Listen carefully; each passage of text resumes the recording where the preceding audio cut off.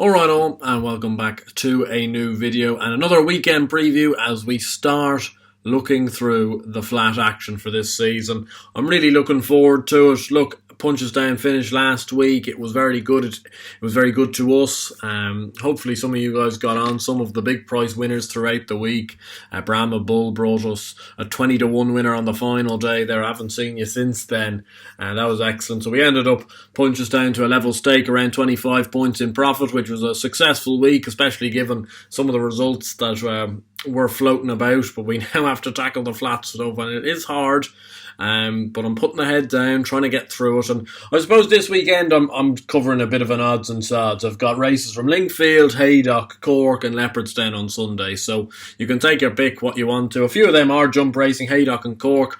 The three selections from those cards are all jumps and the other 6 are flat. So there's 9 selections overall throughout the weekend. Hopefully we find a winner or two. I've been quite quiet actually throughout the week on Twitter. I've been doing an awful lot of work. I've gotten a commentary gig within cricket, and obviously the cricket season starting back up here in Ireland. The interprovincial season has started, and I'm commentating on that, and I've luckily enough been given the Ireland A gig next week, which is great. And also obviously I'm doing the Saturday mornings with the radio on Sunshine at the moment. Fingers crossed that stays going as long as possible. I've managed to put in a winner or two as well on my 2 weeks there, which is great. Just gives me great experience, and I want to thank everyone that's helped out. Everyone that's liking the videos, watching the videos, and has subscribed to the channel or followed me on Twitter or anything like that. I really do appreciate it, because I wouldn't be getting any type of these opportunities if it wasn't for the people that are watching them and enjoying them. So I really hope you have enjoyed it and continue to enjoy it. And I just wanted to say a massive thank you to preface this video. Going forward though, we'll start off with the Lingfield races. So starting off with the Oaks Trial, the 2:15 on Saturday. I'm going to go for Nash Nasha in this for Charlie Appleby and Will Buick. This filly is currently 5-1. She was third on her debut. She's won twice since. She won at Lingfield at the back end of last year at 4-9. Very prohibitive odds in a poor enough race, but did it quite nicely on the poly track. And then went and won at Sandown on reappearance in a mile 2 novice race carrying a penalty. And I thought that was a pretty impressive performance, and steps up in trip yet again here. She comes here with an unexposed profile. I suppose the favourite in this was second to Worko of Charlie Appleby, so you'd hope that Charlie Appleby may have a read on the form as a result, and that horse slightly disappointed at Chester during the week. So it's an interesting one. I would like to hope Charlie Appleby may have a bit of a read on the form, and Nash Nasha can improve. She's currently best priced 5-1, whether you want to play that each way or on the nod. I'm going to probably put her up on the nod, to be honest, at 5-1. It's a very low price to be taken each way, and I am conservative at times, as you'll see later on in the video, but I'm going to back Nash Nasha to win at 5-1, and hopefully she can improve again for another step up in distance. The 250 race is obviously a very good race. Adair comes here for Charlie Appleby and Will Buick again, and there's 2 Aidan O'Brien horses, and I'm going to play the second one in this, Carlisle Bay, each way at 13-2. I know it's only a 7-runner race, so you're only getting the 2 places. I just thought this horse was very likeable last year. He was a very backward 2-year-old. And started off in a Tipperary maiden over a mile 1. And usually when they're starting over that distance for Aidan O'Brien, they have been showing that they've been a little bit backward, maybe a little bit slow to start even. But then went on to be favoured for the Airfield Stakes, a Group 3 race. And ran a good race in third, even though he was 6-4, and perhaps maybe a little bit disappointing as a result. Getting going again late on. He is quite green, and that would be my one concern, is he going to need this experience for him going forward? But I think the step up in trip is certainly going to help this horse. Frankie Dettori booked, who obviously won the 1,000 guineas on Mother Earth last week for Aidan O'Brien. You've seen these O'Brien second strings won. I wasn't overly set on the O'Brien first string Kyprios, I believe it is, who won there on reappearance. He's another backward type horse. They both need trips, these two, so it'll be interesting to see how they go. But Carlisle Bay is 13-2. I'm going to back him each way. That being said, Adair, who's at the top of the market at 5-4, is a worthy favourite. He's worthy of that price, but I'm not going to get stuck in on anything too small. The 325 at Lingfield, the Chartwell Filly Stakes over 7 furlongs. I'm going to give another go to Isabella Giles here. She's a filly I like a lot. She was very profitable for people that backed her last year when she won the Rockfell and she won the Prestige as well. She reappeared in the Fred Darling and wasn't unfancied, and she finished 6th. She ran a good race, looking a little bit like she needed the run as well, I thought. She just weakened out of it late on. Hard to be kind of conclusive of whether she's trained on or not from that performance, but if she was to repeat some of her performances from last year, she should be taking a fair bit of the beating here, getting a bit of weight from the older horses. Bounce the Blues ran a satisfactory race at Doncaster on reappearance behind Top Rank. Stepping back down to 7 furlongs for her will suit her, but I felt she was trained by Johnny Feen, and when she was over in Ireland, she certainly needed a bit more dig in the ground than she's getting currently. So Isabella Giles for me. Currently you can get best price 9-2 for Clive Cox's filly Will Buick in the saddle, and I'm just going to take a chance that, getting that weight for age allowance, getting that, the 3-year-old allowance even, that she might strike a little bit of an upset in this open 7 furlong Group 3 race. Moving on to Haydock on Saturday, just one race from Haydock, to 310, the Swinton Hurdle, and a horse I'm looking to get a bit of justice from, a little bit of recompense from, because I believe he would have bolted up at Aintree, and it is the favourite in this Copperless at 11-2. I'm going to back him each way. This is where I'm going to be conservative, and probably people will tell me I should be backing him on the nose. I just think he has a massive chance in this. He's only been raised he was raised £3 for falling at 2 out at Aintree, and I always think that's a little bit unjust on connections when you still don't know, but God, this horse was absolutely cantering. It was the race won by Roland Ward, and Comprond was mugged in second. Those two run again against Copperless, but I thought Copperless was travelling all over everyone in that race.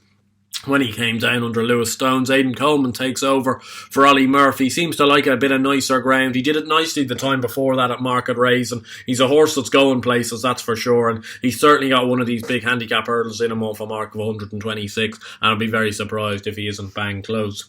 Just at Cork 2 for you, not necessarily flashy racing at Cork whatsoever, fairly average national hunt racing, but the 150 a mare's maiden hurdle over 2.5 miles, I'm going to take a chance on Lady Heath.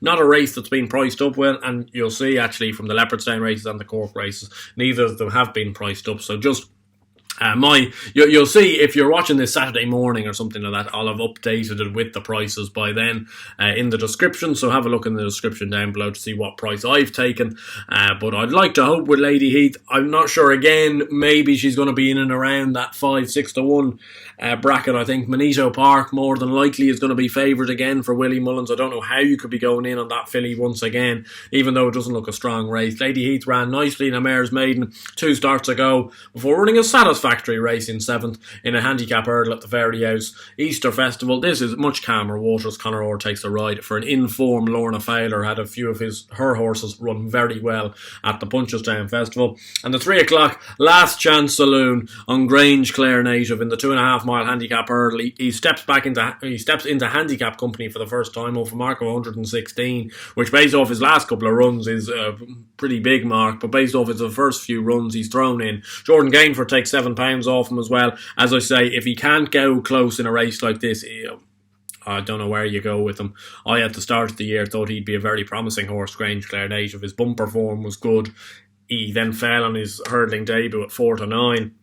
And he doesn't seem to have recovered his confidence since then. Maybe a step back onto a slightly nicer surface will help him. That's what I'm hoping. And also the fact that he's dropping into a low-grade handicap of 116. I'm going to give him one more chance.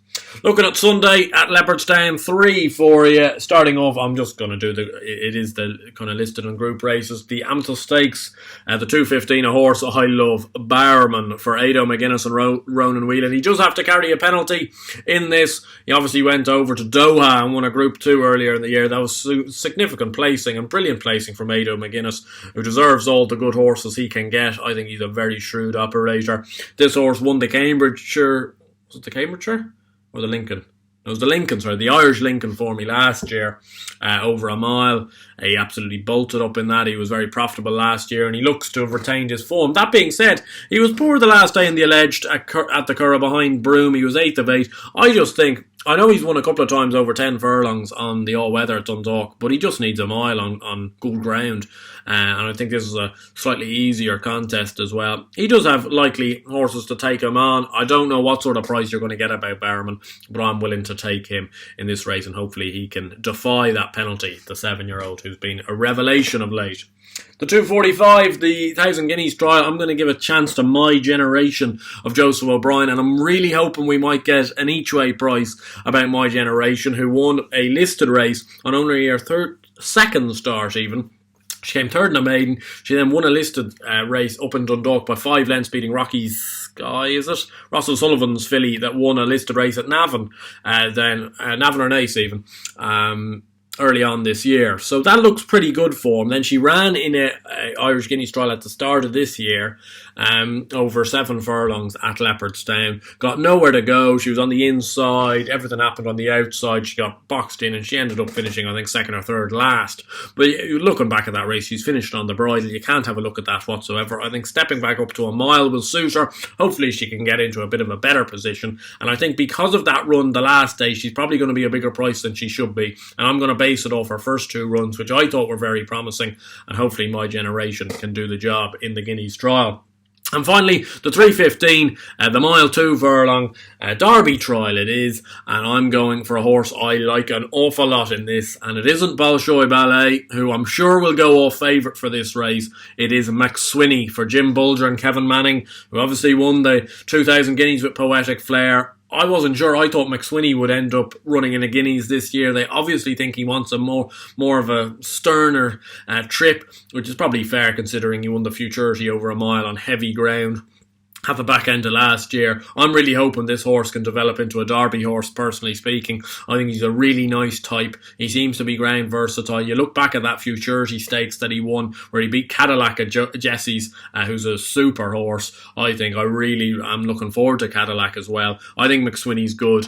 He also then beat One Ruder, ran a grand race in the 2,000 Guineas as well when he won the Futurity. He's a lovely horse. I don't think he'll be favoured. I think Bolshoi Ballet will be favoured because he's just a talking horse, and he won a Derby trial earlier on this year already and did it very impressively, no doubt.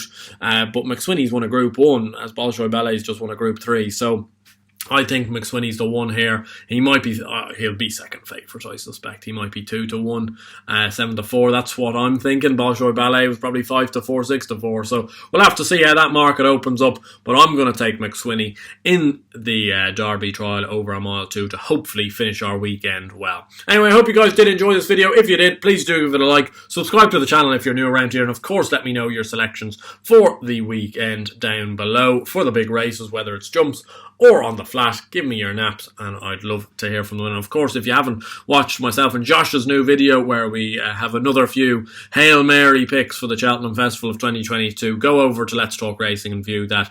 Josh has also got a little bit of a giveaway over there if you want to check that out. And until next weekend, where we'll be back again to hopefully find another winner or two, and hopefully we've found a winner or two today. Hope you stay safe, stay well, land a few bets. I'll see you guys then. Cheers.